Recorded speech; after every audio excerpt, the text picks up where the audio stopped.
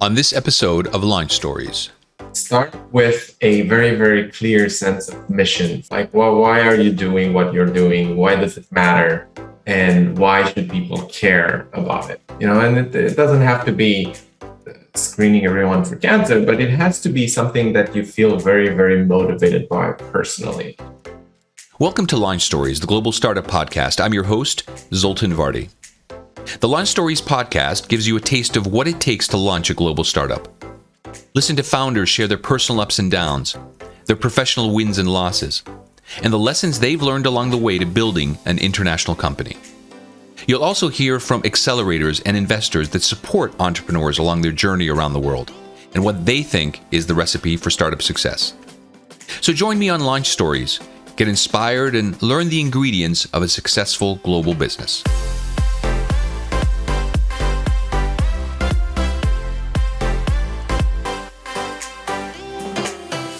My guest today is Emi Gal, co-founder and CEO of Ezra, a healthcare technology company based in New York City that enables early cancer detection using MRI scans and artificial intelligence.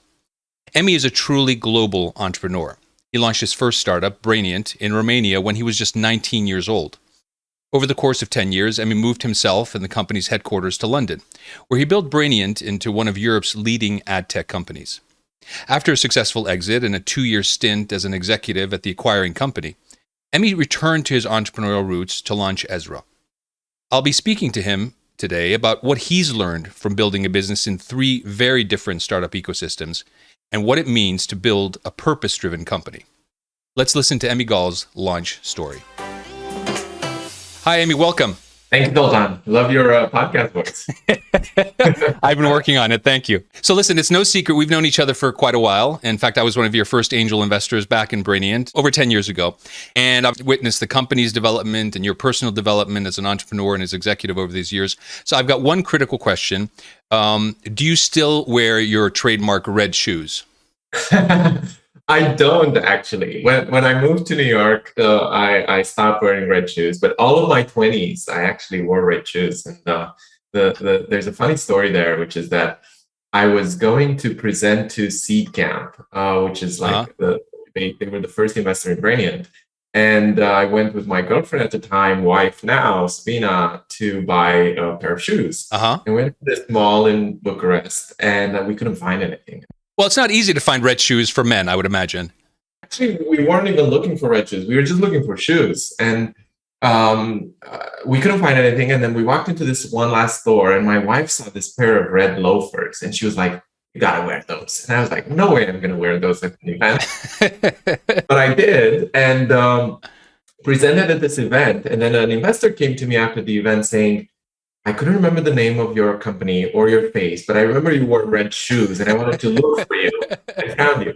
So I wore red shoes all my 20s and then retired them when I turned 30. I see. And how many pairs of red shoes did you actually own? I actually think I had like about a dozen at one point. Wow, that's a lot of pair of red shoes, I have to say. It's too many red shoes. What did you do with them, by the way? I think I left them back in London. I see. So obviously when we met each other in 2011, you had just moved to London. And I think you ended up raising about $4 million in investment from a number of investors for Brainient.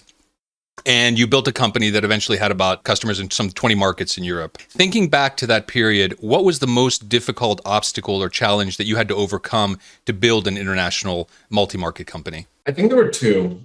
The first one is with Brainient, it took us a very long time to find product market fit. I think it took us I started Brainient when I was 19, and I remember getting traction with Brainient when I was about 25. So it took a good 6 years to find product market fit, with the caveat that the first 2 years of Brainient, we were just outsourcing, building software for others. We weren't really focused on building our own product.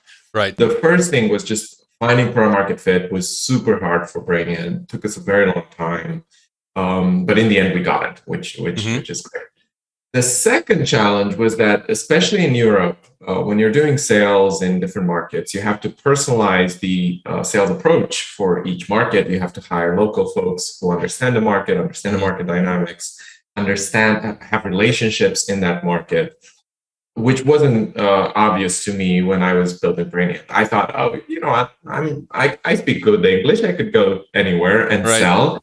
And it really wasn't that way. And you may remember that we struggled for a long time to roll out Brainient in multiple markets. And in the end, we ended up hiring British people in London to sell and French people in France to sell. And Okay, so that's interesting. So having that local market knowledge on the sales side was a very important element of the scaling.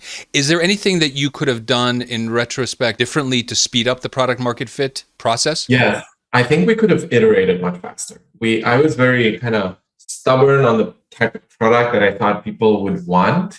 And I should have just been much more flexible on getting feedback and implementing the feedback and then going back to customers once we have implemented feedback. Uh-huh. We actually got product market fit once we started doing that, just like iterating much more quickly on customer feedback. And do you remember the moment at which you felt like, okay, we got it. We understand the product that the customer needs and they're willing to pay for it? I do, yeah. So it was a very critical moment, actually. ITV, which is the largest kind of broadcaster in the UK, maybe even Europe, they did an RFP for a video ad server. Yep. And we competed against a couple of other companies and we won the RFP. Yeah, I remember that. It was a big moment in the company's history. Yeah. It was a big moment. It was an inflection point for Brainient. It was an inflection point for Brainient because we had only raised $40 million and we competed against a couple of competitors, one of which had raised like $40 million. Yeah. And so we're like, okay, we have a great product. Let's go and sell it. And that's when we hired more salespeople, started expanding, and it started working much better. Right. So having that strategic partnership in place really pushed you over the tipping point and created that momentum you needed. Credibility as a company. Yeah. I mean, that's one of the things I've learned in working with a lot of startups across Europe is that credibility is the biggest thing you need to build. Because you're a young company, sometimes with young founders, and how do you become that trusted partner for big corporations? So one of the elements of building a successful business is building a successful team.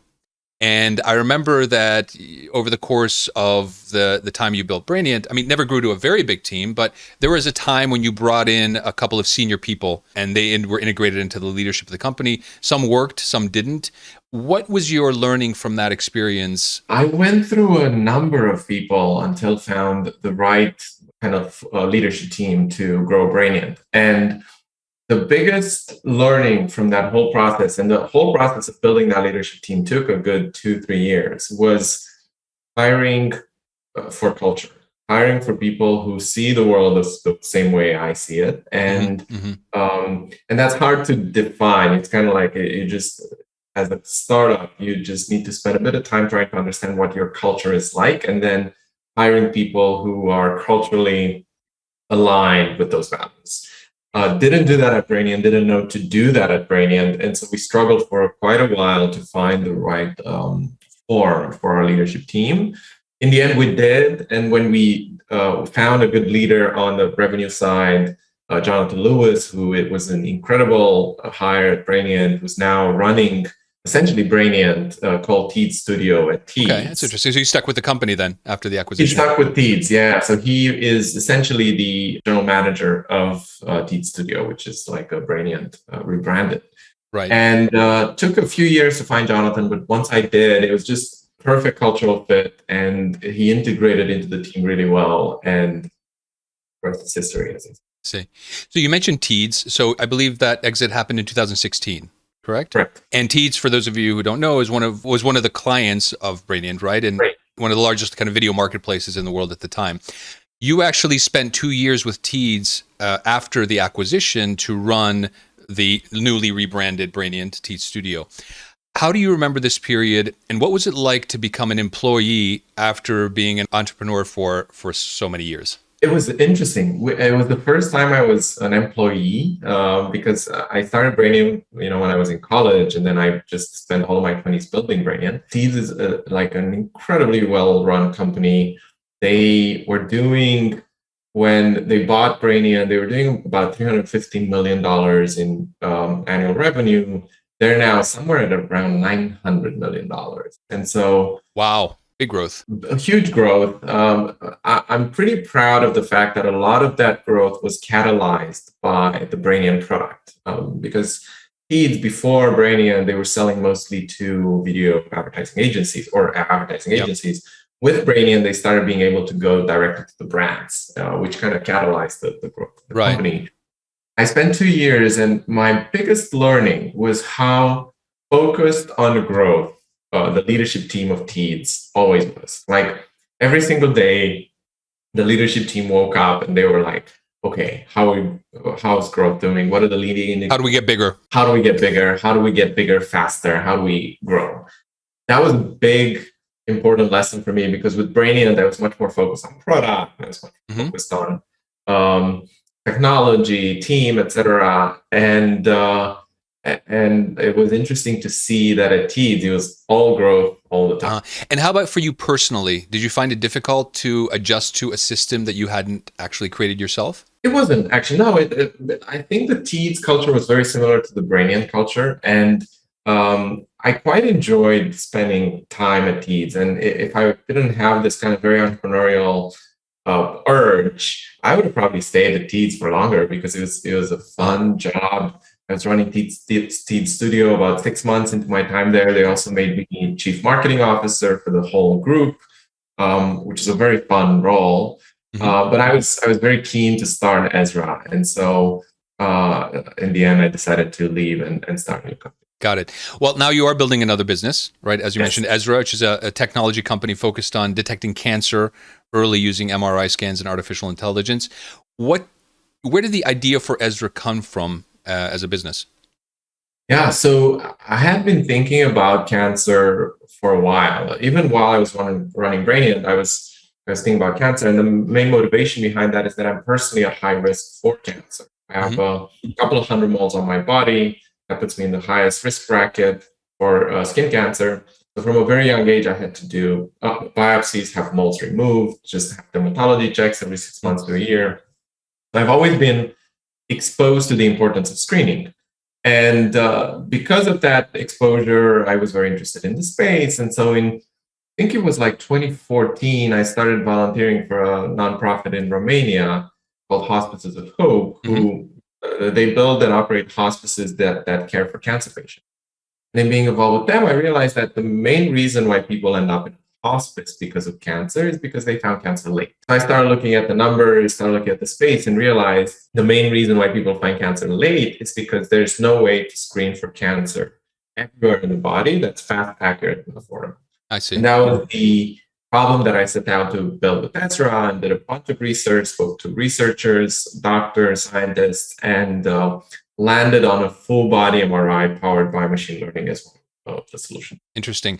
And did this problem having a personal impact on you change the way you built the business from the beginning? Absolutely. With Brainient, I never quite set out to build a startup or launch a product. I just needed to make some money, because I grew up in Bucharest, had no money. My parents didn't have any money. And so I was like, how do I make some cash? It was very different with Ezra. It's very mission driven. And I set out from day one to work on this mission of detecting cancer early for everyone. And that's a very, very different approach to everything compared to Brainient, because like every day I wake up and I'm like, how can we grow towards this mission? And it's a much more purposeful approach to building a company. Has that made it easier for you to attract quality people to building the company with you? Absolutely. Yeah. Not only the fact that we're mission driven, but the fact that our mission is so important has enabled us to hire people that we probably wouldn't have otherwise been able to hire. And where are you on that mission in terms of the actual solution you're providing? Yeah, so we launched our full body in 2019, and we have since scanned about 1,400 people and helped 13% of our members find potential cancer. And many of these individuals have done follow-up diagnostic scans, biopsies. It was confirmed cancer. They got treated and they're cancer-free. So it's working. And we're scaling it now, and we're growing at 40-50% month over month every month, 17 facilities, all in the US. And at one point, we hope to be ready to scale it internationally. So given your experience building an international company at Brainient, are there any lessons that you've taken from that experience that you would apply to any international expansion plans at Ezra? The biggest plan that we have on international is to go for markets that I know. So like with Brainient, I spent 7 years in London. We worked in France. So like those are obvious markets where we could go. It's a very different business than Brainient in many ways, because Ezra is very direct to consumer. Brainient was B2B. And so I'm actually having to relearn a lot of things, because it's a very different approach to acquiring customers, to servicing customers. To marketing, I would imagine, is very different. one of the things we are doing that is slight of a kind of a learning from Brainient is to just focus on a single market initially, own that market, and then go to other markets. And own that market from a geographic sense or from a niche? From a geographic and market share sense. Okay. Yeah. And so that's why we're so focused on the US right now. And what about the whole fundraising process? Obviously, you went through that at Brainient. You've gone through that at Ezra. Is it public how much money you guys have raised for Ezra? It is. Yes. We've raised $22 million. $22 million. So a significantly larger chunk than you raised with Brainient. What was your experience fundraising? How much of that was impacted by the product? How much of that was impacted by you as a second-time founder? How much of it was impacted by the fact that you were simply doing this in the US? The fundraise was easier this time around because I had pedigree. I had started a company, sold a company. There were a lot of investors who invested in Brainient, who did well, who wanted to invest in my next venture also. And actually, we had a very small investor in Brainient called Accomplice, who ended up leading the Series seed for Ezra. And we raised $4 million in our seed, which was basically the entire amount of money we raised for Brainient in our seed and Series A. And so that was actually a big learning from Brainient. We were always undercapitalized with Brainient. We never had enough money to invest in sales and teams, etc. I didn't want to make that mistake with Ezra. And so we raised $4 million out of the gate, which was a relatively easy raise because one, the US has a lot of capital. So a $4 million raise for a seed is a large seed, but it's not like crazy. Mm-hmm. And then we raised an $18 million Series A, which is a relatively large A. And we ended up having 2 term sheets. We were getting a third term sheet. So it was a pretty competitive round. And we ended up going with First Park Capital in New York City and Rick Heitzman, who's the founder of First Park, who's just an amazing investor here. And just briefly, what is the size of the company in terms of revenues, people, customers? Can you give us some gauge for that? Yeah, so we don't make revenue numbers public, but we're 41 people, split between Toronto, which is where most of our tech team is, and New York City. And then we have some folks in LA, Miami. And we're growing at 40-50% month over month. So they're pretty great. So very much in a high growth stage. Absolutely, yeah. Fantastic. So I think one of the things that makes you so interesting as an entrepreneur is that you've actually built your career and built businesses in 3 very different ecosystems and markets, right? You started in Romania, in a relatively underdeveloped part of the world.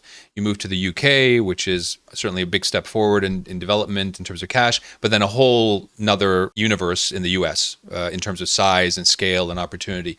What differences have you discovered between those 3 different ecosystems in terms of the culture, the mindset, the competencies, just the opportunities for entrepreneurs? Yeah. So I'll start with Bucharest, Romania. So Bucharest is a great pool for talent and a great pool for affordable talent. It's probably not as affordable anymore, but when I started Brainient, you could get an amazing software engineer for 20% of the cost you would pay in the UK or the US. Yeah, I remember the numbers. It was shocking.